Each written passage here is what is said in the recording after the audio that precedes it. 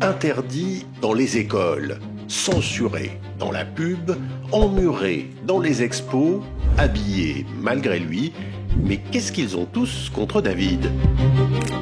C'est l'un des chefs-d'œuvre de Michel-Ange, probablement l'une des sculptures les plus célèbres au monde et depuis plus de 500 ans. Et pourtant, elle continue de provoquer des polémiques et de susciter les appels à la censure.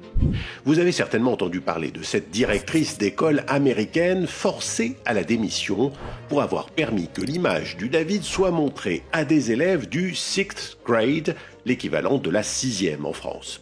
Et ce, sans l'accord des parents. Certains se sont plaints que leurs enfants avaient été exposés à de la pornographie.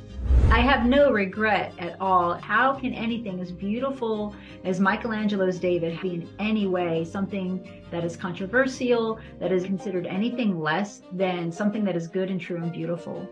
Et c'est une affaire qui a tellement choqué la ville de Florence, où a été sculpté le David, qu'elle a invité l'enseignante américaine à venir voir en personne l'imposante statue. Comme bien des événements de l'histoire récente des États-Unis, cette flambée de puritanisme avait d'ailleurs été prédite par les Simpsons dans un épisode de 1990. Get dressed, Marge. You've got to lead our protest against this abomination. But that's Michelangelo's David. It's a masterpiece. It's filth. Une histoire bien américaine donc, sauf que la terreur que semble inspirer le David à certains n'est pas un cas isolé ces dernières années.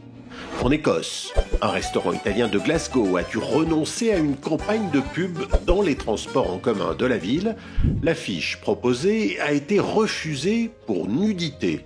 Le David a dû être recadré pour pouvoir poser dans le métro. En 2020, une réplique de la statue avait été présentée à l'exposition universelle de Dubaï aux Émirats arabes unis. Et pour l'occasion, le David était entouré d'une structure à 2 étages et le grand public n'avait accès qu'au niveau supérieur, où seuls la tête et le torse étaient visibles. Le rez-de-chaussée n'était bizarrement accessible qu'aux VIP, triés sur le volet. Mais les organisateurs expliquaient que cela offrait aux visiteurs une expérience unique, celle de voir le David les yeux dans les yeux. En 2016, c'est à Saint-Pétersbourg, en Russie, que la ville a dû organiser un référendum après la plainte d'une habitante contre l'exposition d'une réplique de la statue en centre-ville, non loin d'une église et d'une école. En 1995, la ville de Jérusalem, qui fêtait les 3000 ans de sa fondation, a refusé poliment la copie du David que la ville de Florence voulait lui offrir en cadeau. Elle a finalement dit oui à un autre David, celui d'Andrea del Verrocchio, qui avait l'avantage d'être habillé. Et puisqu'on parle de cadeaux pas forcément appréciés, on peut remonter jusqu'en 1857. Le grand-duc de Toscane envoie à la reine Victoria une réplique en plâtre réalisée à grands frais. Elle sera transportée en 3 morceaux jusqu'à Londres. Mais une fois reconstituée, la reine, horrifiée, demande à ce que la nudité de David soit masquée. Une feuille de vigne en plâtre est alors réalisée. Ses auteurs ont la bonne idée de la rendre détachable. Le David est aujourd'hui exposé au Victoria and Albert Museum dans son état original et la feuille de vigne est visible dans une vitrine à côté. Mais de fait, c'est depuis sa naissance que le David de Michel-Ange est sommé de se rhabiller. Lorsque la statue a été dévoilée pour la première fois en 1504, Léonard de Vinci lui-même a suggéré que David se couvre d'un pagne. Il faut dire que Léonard et Michel-Ange se détestaient mutuellement. La nudité du David semble malgré tout avoir heurté une partie des Florentins, car juste après son installation sur la Piazza della Signora, un cache-sexe a été commandé à l'orfèvre Bastiano di Domenico Cennini.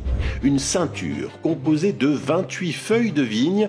Plus tard, la ceinture de David se transformera en une seule feuille qui fut finalement retirée à la fin de la Seconde Guerre mondiale. En 5 siècles d'existence, la statue de Michel-Ange n'a donc pas souvent été exposée telle que l'artiste le souhaitait. Pourtant, tout comme dans les statues classiques, les attributs de David ne sont pas si imposants.